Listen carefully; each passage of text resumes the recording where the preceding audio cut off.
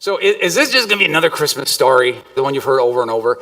We're going to get a Jesus story today, but I got to give you a fair warning. This is not going to be sort of the Hallmark version of Christmas. We're going to go deeper. We're going to start before the shepherds, before Bethlehem, before the manger, before tiny Jesus with his golden fleece diapers and his tiny little fat balled up fists.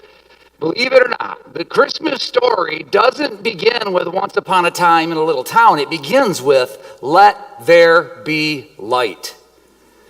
So you can remember, not that long ago, we kicked off this series through the book of John, John's gospel, and he started back in verse 4 of chapter 1. He says, in him was life, and the life was the light of men. And the light shines in the darkness, and the darkness has not overcome the light. Okay, so that was back in chapter 1 of John. Christmas did not start in Bethlehem. It began in eternity before even time existed. And 700 years before Jesus was born, the prophet Isaiah saw it coming. Look what he said in chapter 9 of verse 2. And John alludes to this back in chapter 1 of his gospel. So we're going to grab hold of this little nugget from Isaiah. In Isaiah chapter 9, verse 2, he said, the people walking in darkness have seen a great light. So where John tells us how Christmas happened, Isaiah tells us why Christmas had to happen. And both are sort of answering the same question. What does God do when his world is drowning in darkness?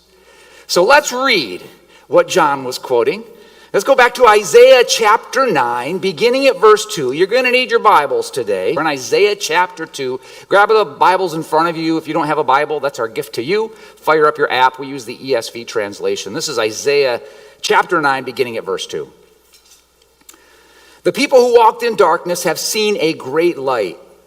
Those who dwelt in a land of deep darkness, on them has light shone. You've multiplied the nation. You've increased its joy. They rejoice before you as with joy at the harvest, and they are glad when they divide the spoil. For the yoke of his burden and the staff of his shoulder, the rod of his oppressor, you have broken as on the day of Midian. For every boot of the tramping warrior in battle tumult, and every garment rolled in blood will be burned as fuel for the fire. For to us a child is born, to us a son is given, and the government shall be upon his shoulder, and his name shall be called Wonderful Counselor, Mighty God, Everlasting Father, Prince of Peace.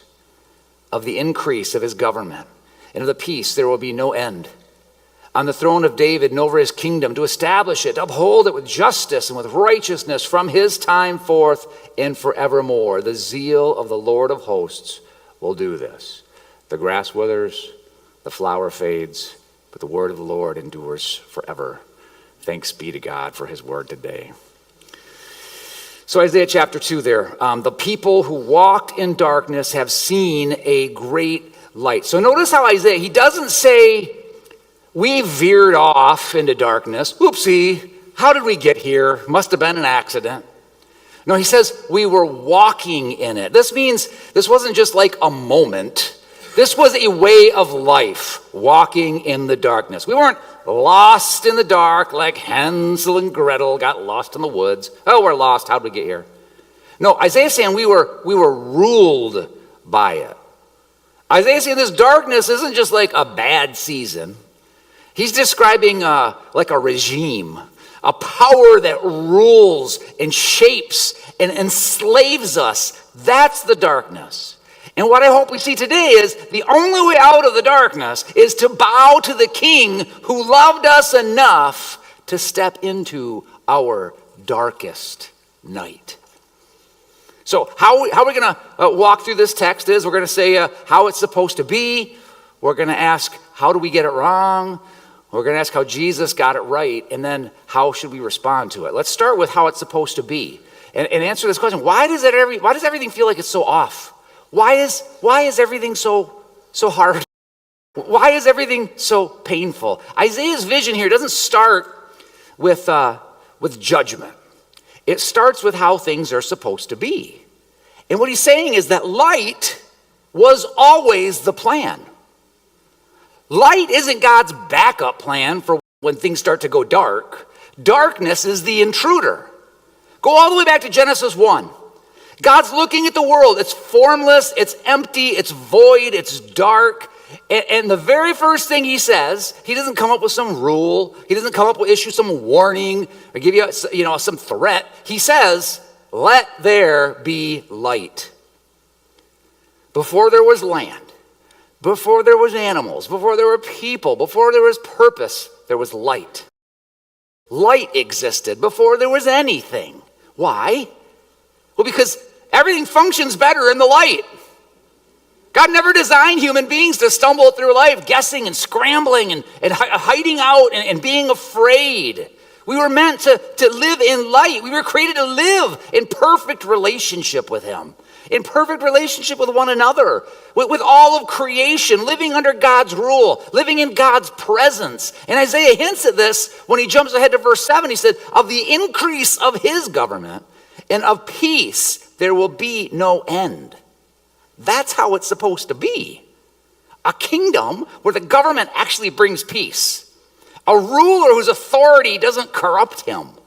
A throne that never needs to be defended or overthrown. So imagine a king who never makes a bad decision, never abuses power, never puts himself first, never dies, no scandal, no coup, no fear about who's going to take over. If that sounds like fantasy land or impossible, I get it. But Isaiah is saying, yeah, that's what the world is meant for. And even if you don't believe the Bible yet, I know you know the feeling that there's a longing inside you that says this world shouldn't be like this.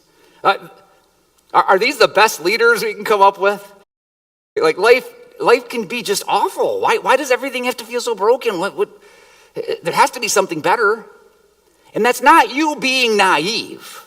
That is a memory imprinted in your very DNA by your Creator.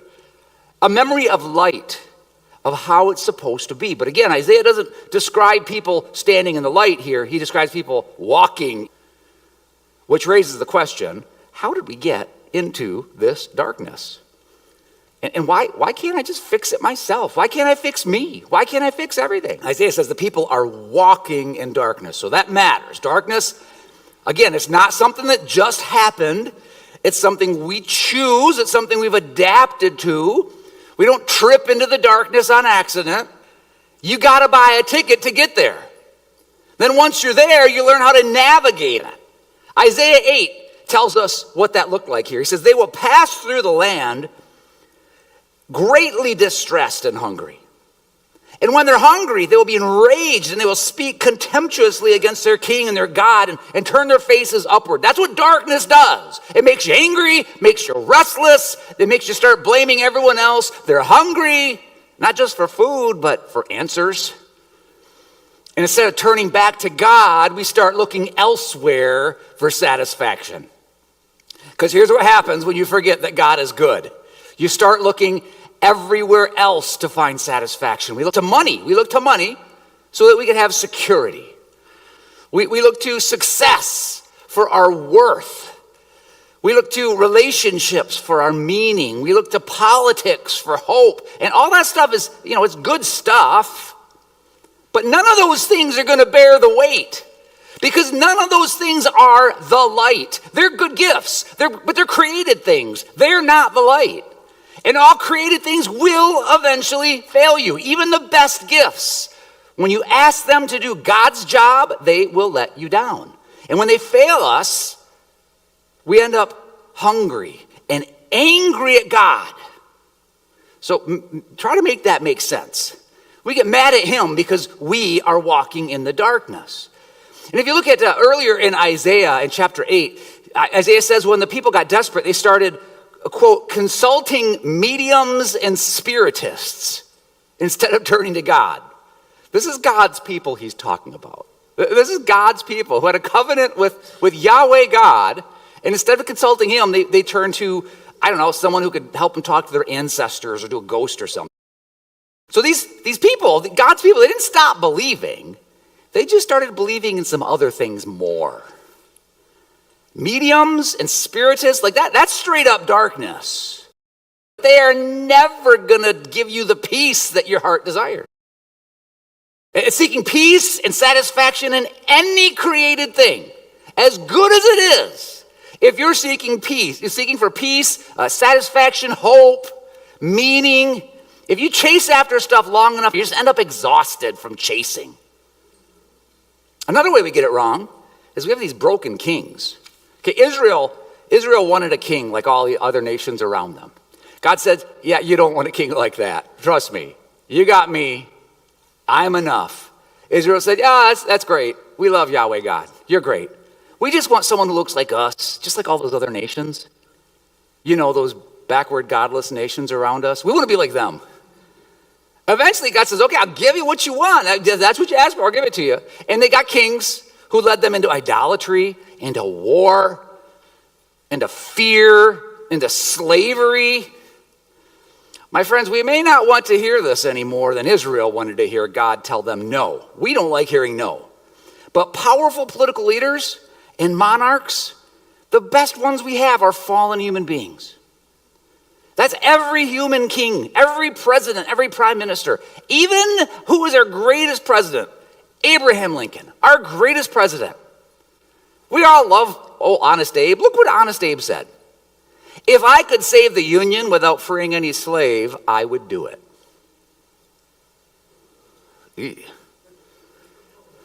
The facts are crying out to us. All the earthly kings will fail us. Some fail loudly, some fail slowly, but all of them eventually will fail us. This isn't a political point. This is a human thing. The great ones are rare enough in our country that we can fit all their faces on the side of one small mountain.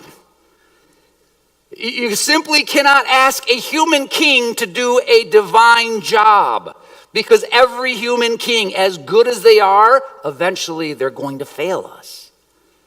The real problem is that we're not just lost, my friends. We are enslaved.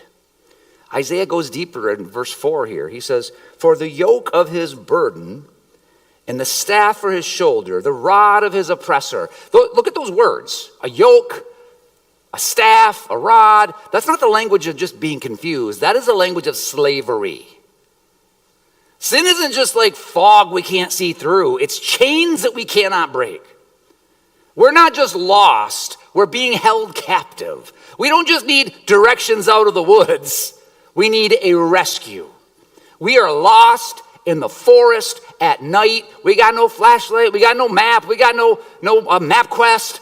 We got no AAA triptychs. There's no way out. We got no phone signal. You keep walking and you're hoping to find the trail, but every step's taking you farther away. It's colder, it's quieter, it's darker. At some point, you're going to realize what you really need is someone to come get you. We need to be rescued. Isaiah, he doesn't say here that people found the light, the people discovered the light. No, it says the people walking in darkness have seen a great light. You know what that means? The light came to us. The light came to rescue us while we were trapped in the woods, while we were enslaved in the darkness.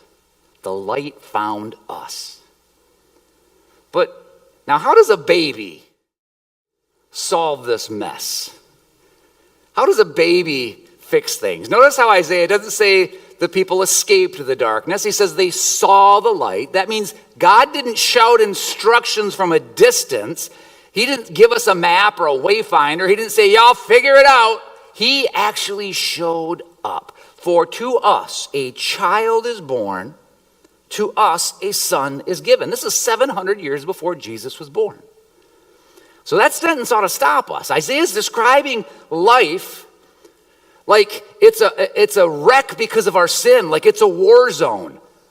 You don't send a baby into a war zone. That's not how you fix darkness.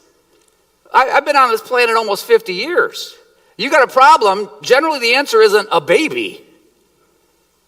That's not how you fix the darkness. If you've been on the planet for any more than 10 years, you've learned you don't answer oppression with vulnerability. You don't respond to power with weakness. You're going to get walked all over.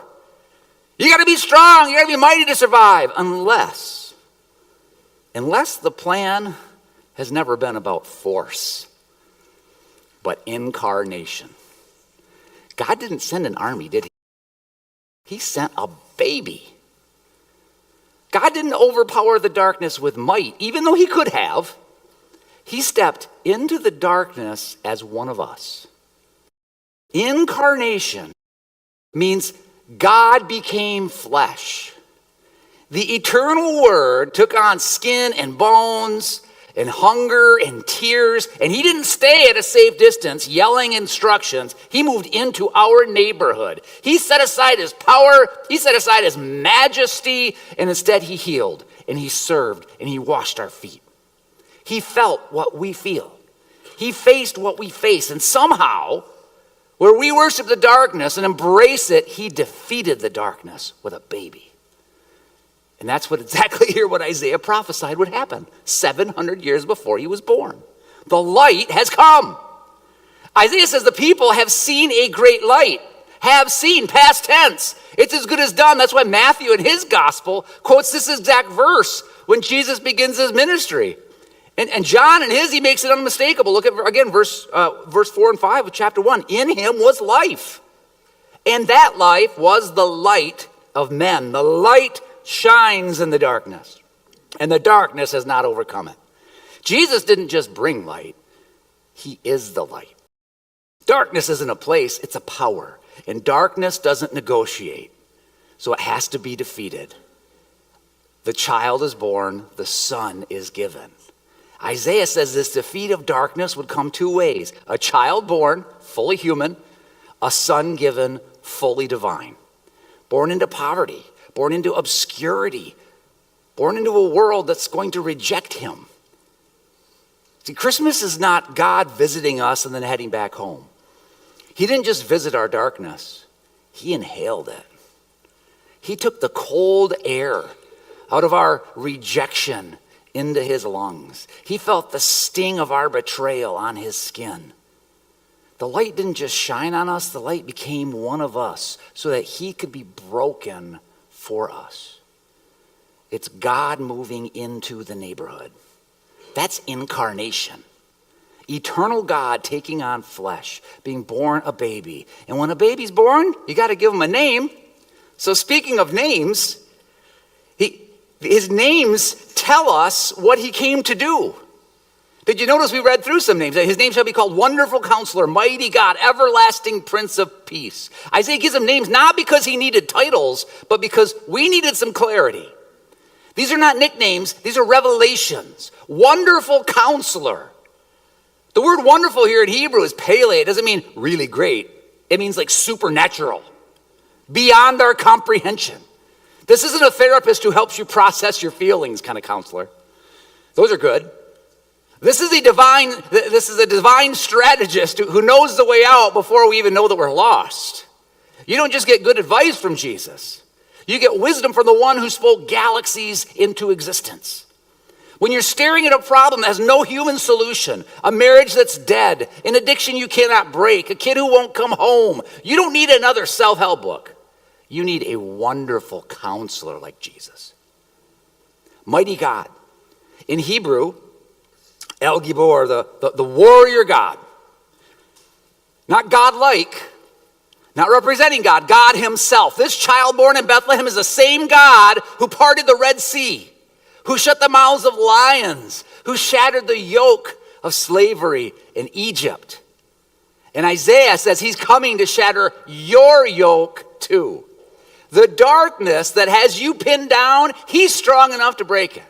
The sin that keeps dragging you back into the darkness, he is mighty enough to break that. You need the mighty God to do what you cannot do. Everlasting Father. Now this one's kind of a paradox, right? Because he's the Son, and he's being called the Father. This isn't about confusing the three persons of the Trinity here, okay? It's about the character of the King. He relates to his people with the protection and provision of a perfect father. Here's what Isaiah means. He is the originator of the family. He's the provider. He is the protector, and he never dies.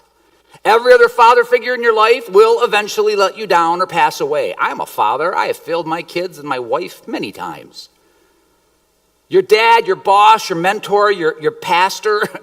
But this king, the everlasting Father, he will never abandon you. He will never run out of strength. He will never hand you off to someone else. When the world feels fatherless, he is still there. Prince of Peace. We're not just talking about feeling an inner calm with peace, right? Just feeling groovy. The Hebrew word that they use is shalom. Nothing missing, nothing broken. Peace with God, peace within yourself, peace that lasts. See, the world offers you a peace through control. If you just manage your schedule, if you're more disciplined with your money, if you have healthy relationships, then you'll have peace. That's not peace. That's getting exhausted. I've tried to pursue all that stuff. It's exhausting. Jesus instead offers you peace. So the Hebrew word we use is shalom. Nothing is missing. Nothing is broken. You're at peace with God. You're at peace with yourself. And it is a peace that lasts. So Jesus offers you peace, not through force, but through surrender. He says, I've already won the war, so you can stop fighting. Okay, peace is not the absence of trouble. It's the presence of the king in the middle of your trouble. So why would you need to worry? He is the Prince of Peace, and he is with us. My friends, he broke the yoke. You shattered the yoke that burdens them, as in the day of Midian's defeat. That's an Old Testament reference. This is a story of Gideon, outnumbered, underpowered, impossible odds. How did God win this battle? With some broken jars. In the book of Judges, God's people were being oppressed by the Midianites, an army so massive that they looked like a swarm of locusts. And God told a man named Gideon, he said, to fight them, but here's the catch. God says, I'm going to reduce your army from 32,000 people down to just 300. Then God gave them the strangest battle plan you ever heard. He said, each of the 300 men, get a trumpet in one hand and a clay jar in the other, and inside each jar was a torch that was lit. In the middle of the night, they surrounded the enemy camp, and at Gideon's signal, all 300 men smashed their jars at the same time. Suddenly, light exploded everywhere. Trumpets blared, and the enemy's army panicked. They turned on each other. They fled. God won the battle, not through strength, but through brokenness. The jars had to break for the light to get out. And that's exactly what Isaiah is pointing to. Jesus didn't defeat sin by overpowering it. He defeated sin by being broken.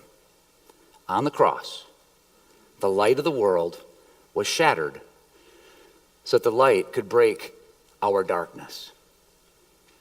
God uses something breaking to let the light out. So picture it. 300 men standing in total darkness, hearts pounding, holding onto some cheap clay jars with little fires inside. These are not soldiers. They're farmers, shepherds, just working dudes. And God says, when I give the signal, break the jar. Not set it down nicely. Smash it. Because the light can't get out unless the jar is shattered. So why does God use jars here? Well, because jars are cheap. They're common. They're fragile. My friends, did you see that we are those jars? God didn't just use jars back then. He uses them now. In 2 Corinthians 4:7, Paul says, we have this treasure in jars of clay to show that this all-surpassing power is from God and not from us. You think God can't use you because you're broken? Friend, that's exactly why he can use you. The gospel doesn't shine through perfect people. It shines through cracked jars, crackpots like us. But here's the weight of the story, right? There's one jar that had to be broken so all the other jars could be filled with light. And on the cross, Jesus' body, the perfect, sinless clay jar, was shattered. It was pierced. It was crushed. It was broken.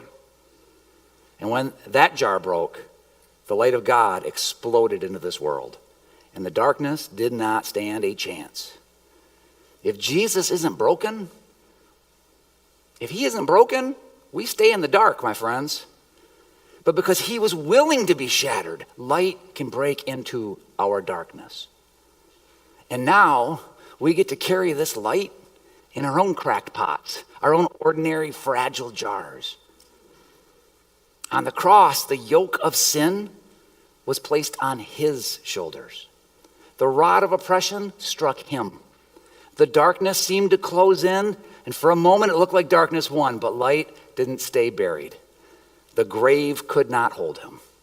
Death couldn't defeat him. The chains were shattered, and Isaiah sees what happens next in verse 5. For every boot of the tramping warrior in battle tumult, and every garment rolled in blood will be burned as a fuel for the fire. The weapons of your oppression don't just get locked away. They get destroyed. Sin's ammunition against you, gone. Death's arsenal, empty. The war isn't just like on pause, time out. It's not just postponed. The war is over. And his kingdom will have no end. Look at verse 7. Of the greatness of his government and peace, there will be no end. Every other king rises, rules, falls, dies. Every other king, every other president, every prime minister, you name him. Who's a good leader throughout human history? Name one. George Washington. There's a grave site where George Washington rests right now. What about, who's the British guy in World War II? Little round guy. Winston Churchill. Winston Churchill is dead, and his remains lie somewhere in England, I'm guessing. It shows you how much I know about Winston Churchill's burial site. Look, all the best leaders, they live, they reign, they die. Jesus reigns today and forever, not temporarily, not symbolically, forever, right now, just as real as the person sitting next to you. If the person sitting next to you pinches you, that's how real Jesus is. I'm not asking you to pinch the person next to you. I said if. It was a hypothetical. We don't want to be known as the pinching church. That'd be like even more weird than we already are. No, he is just as real as all those credit card bills you're going to be getting next month. He's real. He's alive and he reigns. And of the increase of his government and of peace, there will be no end. That's how it's going to be. This isn't just like a relief from the symptoms. This is rescue from the disease. This isn't improvement on your life. This is resurrection life. It's like being trapped in a collapsed mine. Anybody here ever been collapsed in a trapped mine? Okay, so we're in the same boat because I haven't either. So it's like it's pitch black. The air's starting to run out. There's no way up. I don't want to be stuck in a mine. You're stuck in the dark. You can't breathe. You're going to get black lung. And you start hearing some drilling off in the distance. And the light starts to break in. And a voice says, I got you. I'm coming. I'm here to rescue you from the mine. When you hear, is that advice? No, that's salvation. I've come to save you. That's a gift. All you can choose to do with a gift like I've come to rescue you is say, great, let's go, or thanks, I kind of like it here in the darkness. So that brings us to the question that Isaiah is forcing on us. If the light has come, what are we going to do with it? Like, what am I going to do with all this? Like this afternoon, like tomorrow, what am I going to do with all this? Isaiah doesn't end with information, with 5 steps to a better life. He ends with transformation. He says, you have enlarged the nation and increased their joy. The light didn't just show up, it changed everything. And now the question is, what do we do with it? And I'd say, first off, stop walking in darkness. Isaiah says the people were walking in darkness, and now the light has come. Some of us have learned how to survive in the dark. We know how to cope with it. We know how to numb ourselves. We know how to distract ourselves with Netflix and Facebook and video games and weed and work and porn and our bottle. And we know what we need to do to survive. You were not built to just survive, my friends. You were built to thrive. You were built to live in the light. You don't need to just survive anymore. You don't need to stumble in the darkness anymore. Simply turn around. You don't have to keep looking for answers in all the wrong places. You don't have to keep pretending you're fine when you're not. You don't have to keep carrying this on your own shoulders. The light is here. It's come to rescue you. He's saying, I've come to rescue you. So stop walking away from him.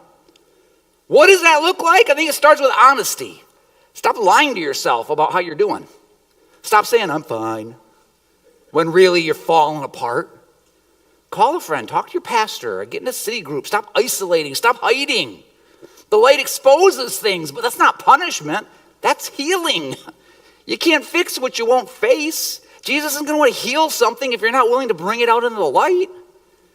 So how should we respond? I say, stop walking away from the light. Turn towards it. And how else should we respond? I say, let the government be on his shoulders. On his shoulders. When he says, that's not poetry. That's not poetry from Isaiah. That's relief. God is great, which means you don't have to be in control. Some of you are exhausted right now. Some of you are running on empty right now.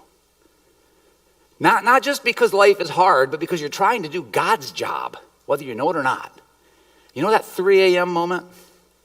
When you wake up and your brain starts running, and the house is quiet, and the floor is cold, and you grab your phone. Your chest feels like someone's parked a truck on it. You're running the numbers again in your head. You're replaying that conversation that didn't go well. You're trying to figure out how to fix your kids or save your marriage or keep your job or pay the bills. And that weight is so heavy, you can't even pray. You're just staring at the ceiling at your phone. Friend, you are carrying a weight, and you were never meant to carry it. Isaiah says the government will be on his shoulders, not on yours. Jesus didn't come to give you tips on how to carry your burden a little better. He came to take the burden off your back. This is the great exchange. You give him your yoke, your slavery, your anxiety, your shame, your control, any of your sin, and he gives you his government, his order, his peace, his rule. And when he rules your life, you will have a peace that makes no sense. But here's the catch. You can't make that exchange if you don't let go of your grime. Some of us are so used to sort of like white knuckling it through life. We don't even know how to release our grip anymore. But Isaiah says the government is on his shoulders. Our king carries the weight of the cosmos, the laws of physics, black holes, galaxies, everything on his shoulders. So why are you trying to carry the weight of the world? Stop trying to be savior. Let him rule. Step off your throne. Get some sleep. And practically speaking, that means maybe stop checking your phone every 30 seconds. It might mean actually taking a day off of work. It might mean, praying before you panic. It might mean telling God, I don't know how this works out, but you do. So I'm giving it to you, God. And then you actually give it to him. Not take it back at 3 a.m. Actually give it to him. How else should we respond? I'd say rejoice. When the light breaks into the darkness, yes, there's going to be better behavior. You will behave differently once you've been rescued from the light or from the darkness by the light. Because Jesus changes you. But underneath that better behavior, there's something even more powerful. It's joy. It's joy. Not because life's going to get easier, it doesn't, but because the night is finally over. You have multiplied the nation. You have increased its joy. If you belong to Jesus, joy isn't like a denial of your suffering. You're still going to suffer. Joy is defiance. It's a rejoicing in the middle of darkness because you know how the story ends. The cancer is real, but death doesn't have the last word because of the light. Your job might be gone, but your worth is not tied to your paycheck because of the light. Your relationship that's broken, yeah, but the Redeemer is still on his throne. Joy isn't pretending everything's fine. Joy is declaring that the light has already won, even when you're still waiting to experience the warmth of that light. So rejoice. And laugh in darkness's face with joy. We should also live as people of the light. Paul says, you were once in darkness, but now you are the light of the Lord. He doesn't just forgive us and leave us in the dark. He gives us his Spirit so we can actually walk in the light. Not perfectly, not yet, but truly. And it means stop hiding your failures like they're some shameful secrets you don't want to know about. You share your story, how God met you in the dark. It means you love the people no one else wants to love. You forgive when it doesn't make any sense to forgive. You tell the truth even when a lie would be a lot easier or serve you more. You give generously even when you're scared, because the light that saved you, he wants to shine through you. Because what he does to you, he desires to do through you. Not because you're perfect, but because you're his. We don't walk this narrow path alone. We walk it together with him and with the church. But here's the thing. You can't share what you don't have. You can't give away the light if you haven't stepped into the light. So let me ask you directly, have you stepped into the light? So you could respond to it, or you could stay in the dark. John says something kind of sobering in chapter 3, verse 19. It said, the light has come into the world, but the people loved the darkness instead. So seeing the light, seeing it, hearing the words, hey, we're here to rescue you, that's not the same as actually responding and going towards the light. The rescue party's here. It's yelling down in the mind, we are here for you. What are you going to do about it? Are you going to receive it? Face it head on? Or are you going to reject that gift? Are you going to receive the gift? Or are you going to reject the gift? My friends, here we are. We're staring down Christmas. If you haven't finished your shopping yet, tick-tock, baby. It's coming. Christmas forces a decision. You don't just admire this child. Sweet little 8-pound, 6-ounce newborn infant Jesus. Don't even know a word yet. Yet a little infant and so cuddly, but still omnipotent. That little baby Jesus. Don't just admire that little baby. Submit to the king. Submit to the king. Jesus is king. He's no longer a little baby in a manger. He is the Lion of Judah. He's a terrible beauty, reigning over heaven and earth. The government shall be upon his shoulders. That means Christmas isn't just something you celebrate. It's something you respond to. When the light came into the world. Because you don't just get rescued from darkness by staying in charge. You don't just step into the light while clinging onto your throne. Some of you are worn out. Not because life is hard, but because you're trying to rule life like God. You're carrying burdens you were never meant to carry. You're looking for light in things that can't shine light. And Isaiah says the weight belongs on his shoulders, not yours. The light didn't come just to improve your life. It came to rule it, to transform it. And the question Christmas forces on us is pretty simple. It says, will you keep walking in the dark, or will you step into the light by bowing to the King who is willing to step into your darkest night? Because the light has already come. The only question left is, how are you going to respond?